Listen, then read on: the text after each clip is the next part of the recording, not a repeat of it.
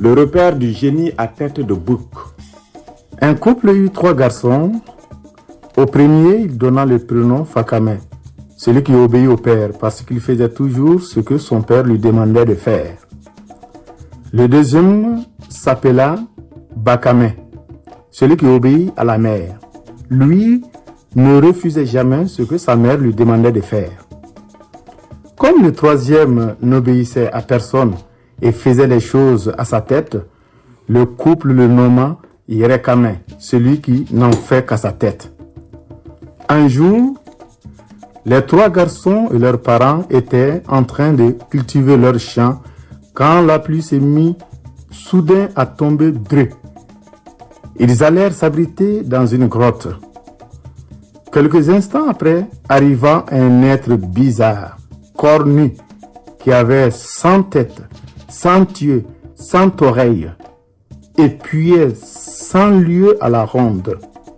C'était Bilissi. Bilissi, le génie à tête de bouc. Le père le savait. Il vint se coucher au travers de l'entrée de la grotte, enfermant leurs 2 parents et leurs 3 garçons à l'intérieur. Comment allait-il faire pour se tirer de cette trappe? Le père réfléchit un moment, puis dit à Fakame, celui qui obéit au père: Fakame, on voit que cette pluie ne va pas s'arrêter. Tes parents commencent à attraper froid. Peux-tu aller nous chercher le feu, s'il te plaît? Fakame obéit et Bilissi s'écarta pour le laisser sortir. Il ne revint pas. Quelque temps, le père se tourna vers Bakame, celui qui obéit à la mère, et lui dit: Bakame, j'ai envoyé Fakame chercher le feu. Il n'est pas revenu. Pourrais-tu, toi, aller chercher le feu pour tes parents qui commencent à attraper froid? Bakame obéit, le génie à tête de bouc le laissa sortir. Il ne revint pas. Le père se tourna alors vers Yerekame et le pria d'aller chercher le feu pour ses vieux parents. Moi, dit Yerekame, sous cette pluie battante, jamais de la vie. Crevez si vous voulez, je ne sortirai pas. Le père se tourna alors vers sa femme et lui dit: Comme Yerekame a refusé d'aller nous chercher le feu, pourrais-tu aller toi? Tu es plus jeune que moi pour supporter la pluie et le vent. La mère obéit, Bilissi s'écarta et la laissa sortir. Elle ne revint pas. Comme la mère ne revenait pas, le père dit à Yerekame: Comme tu ne peux pas sortir sous la pluie, c'est donc moi qui vais te chercher le feu. Je reviens dans un instant. Bilissi s'écarta et le laissa sortir.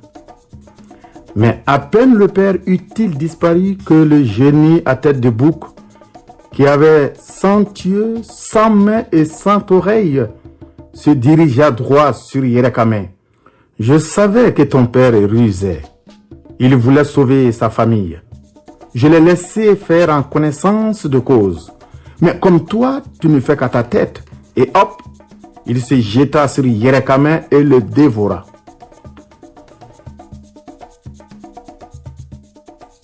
Les funérailles du grand Kalao. Le Kalao aimait chasser les crapauds et les grenouilles. Chaque matin, il allait tuer des centaines qu'il revenait manger avec sa famille. Un jour, les crapauds et les grenouilles se dirent: Si on ne fait pas quelque chose, oncle Kalao va nous exterminer. Allons construire nos maisons sous l'eau. Il ne sait pas nager, dit une petite grenouille. Tout le monde trouva que c'était la solution. Et tous, ils allèrent bâtir les pays sous l'eau. Le Kalao ne sait pas nager. Il ne sait pas pêcher non plus. Chaque soir, il est rentré bredouille pour passer la nuit à supporter les lamentations de sa femme et de ses enfants. On va mourir de faim. Nous, on va mourir de faim. À la fin, le Kalao était si affamé lui-même qu'il ne pouvait même plus sortir de chez lui. Le matin, il se traînait jusqu'à la porte de sa case où il se couchait pour pleurer. « Je vais mourir. Toute ma famille va mourir de faim. » Un jour, Zozani, le lièvre qui passait par là, vit le Kalao. Qu'est-ce qui t'arrive donc, grand Kalao? Quand le Kalao lui y expliquait ses misères, il eut pitié et lui promit de trouver une solution. Demain, va te coucher au bord de la rivière et fais le mort. On va voir ce qu'on va voir. C'est ce que fit le Kalao dès le lendemain. Zouzani vint le regarder puis alla voir le roi des grenouilles et des crapauds. Une bonne nouvelle pour vous, dit-il. Oncle Kalao est mort. Ce n'est pas vrai. Oncle Kalao est immortel. C'est un dieu. En tout cas, je ne peux te croire sur parole. Le roi envoya un conseiller voir. Le Kalao était étendu au bord de la rivière, au milieu des mouches qui bourdonnaient. Le conseiller prit une épine et piqua le Kalao. Il ne bougea pas. Il lui donna encore et encore des coups de patte. Le Kalao ne bougea pas. Alors, il redescendit sous l'eau en criant « Il est mort et même qu'il est en train de pourrir !» Le roi fit battre le tam-tam, grenouilles et crapauds.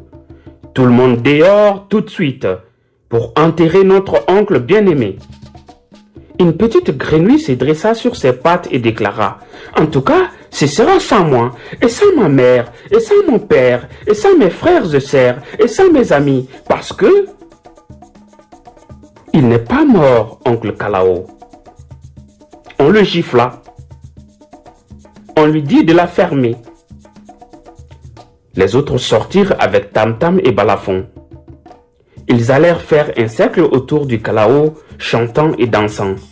Minozan vinzara ndori ben afre, korozan vinzara ndori ben afre.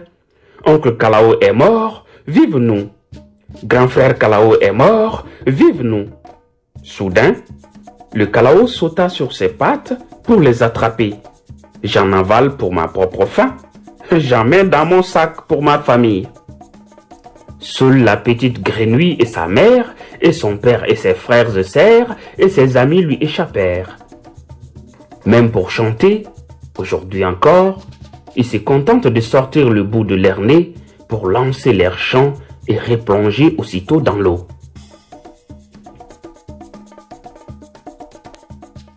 Les 8 petites gamines et l'hyène.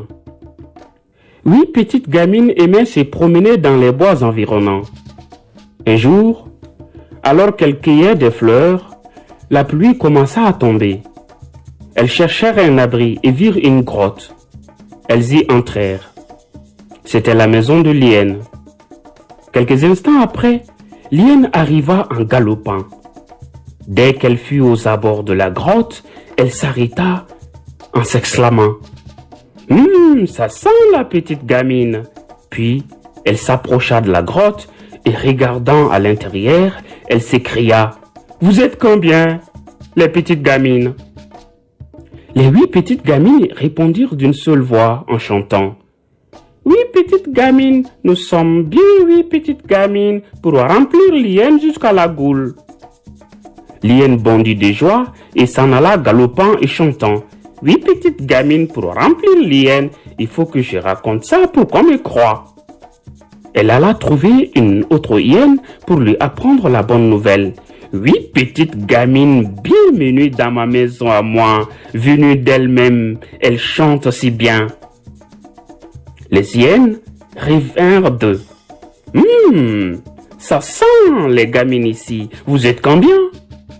8. Nous sommes bien 8, ni plus ni moins, et pour amuser les crocs de 8 hyènes. Elle n'était plus 8, puisque 2 s'étaient sauvés jusqu'au village. Les 2 hyènes crurent quand même, et au galop partirent chercher une 3e, puis une 4e, et puis les revoilà 8 devant la grotte. Ça sent les petites gamines ici. Comme ça sent les gamines bien potelées. Vous êtes combien? 8. Nous sommes bien 8 petites gamines, ni plus ni moins, et pour amuser les crocs de 8 hyènes. Mais elles n'étaient pas 8. D'ailleurs, les hyènes le comprirent tout de suite car une seule voix chantait. Furieuses, elles se ruèrent dans la grotte pour croquer la petite gamine, mais ne virent qu'une petite bague qui continuait de chanter. Andemseniseki, namaka andemseniseki. Nous sommes bien 8 petites gamines. Encore plus furieuses, les hyènes se lancèrent vers le village pour rattraper les gamines. Elles y arrivèrent quand l'aînée des gamines escaladait la clôture. Une hyène attrapa son pied. « Je te tiens, petite maligne, je vais te manger !» La gamine, éclatant de rire, lui dit « Oh, grosse bêta, ce n'est pas mon pied que tu tiens là, c'est un gros bois de la clôture. » L'hyène laissa les pieds de la petite fille et attrapa le bois. Les mauvais amis. Le crocodile et le chien sont de bons amis. Ils se fréquentent et s'entraident. Un jour de fête, le chien invite le crocodile à partager un bon repas de haricots. Des haricots? J'accepte volontiers de les partager avec toi, dit le crocodile. Chienne, l'épouse du chien, présente donc à l'hôte un plat bien garni. Mais avant de manger, le chien dit au crocodile: « Il est une coutume de chez nous, pour manger, il faut que l'invité soit assis. » Mais le crocodile n'arrive pas à s'asseoir. Il essaie, il a tout essayé, mais hélas, épuisé et humilié, il rentre chez lui, abandonnant le chien et la chienne qui, très contents, mangent les haricots à sa place. Le crocodile, à son tour, prépare un bon couscous lors de son anniversaire et invite son ami le chien. Ce dernier arrive tôt avec sa femme. L'odeur de la sauce se répand et emplit la maisonnée. « Ça sent vraiment bon, » dit le chien. « Oui, » dit le crocodile. « Bientôt, nous nous mettrons à table. Mais commencez déjà à sécher vos museaux, car ce repas d'anniversaire, pour le manger, il faut être propre. » Malheureusement, le chien a toujours le nez mouillé. Chien et chienne sortent du soleil pour exposer leurs museaux. Mais rien ne change. Le soir, ils ont toujours le nez mouillé. Alors le crocodile seul mange son délicieux plat. Furieux, le chien quitte son ami en jurant: « Gare à toi si je te trouve hors de l'eau. » Le crocodile répond au chien: « Gare à toi aussi si je te trouve autour de mes mares. » Sommes-nous des amis ou sommes-nous des ennemis? Marico le chasseur. Marico était un chasseur. Mais quel chasseur! Il tuait les animaux comme si ce n'était pas des vies.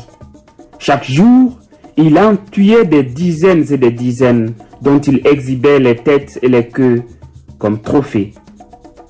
Un jour, sa femme lui a dit: « Marico, arrête de tuer les animaux comme tu le fais. Ce n'est pas une bonne chose, c'est des vies aussi. » Il n'a pas écouté les conseils de sa femme. Les vieillards du village l'ont convoqué dans le vestibule. « Marico, arrête de massacrer les animaux comme ça, c'est des vies. » Marico n'a pas écouté les conseils des vieillards. Ce jour, il était parti à la chasse. Il avait battu toute la brousse et n'avait rien trouvé.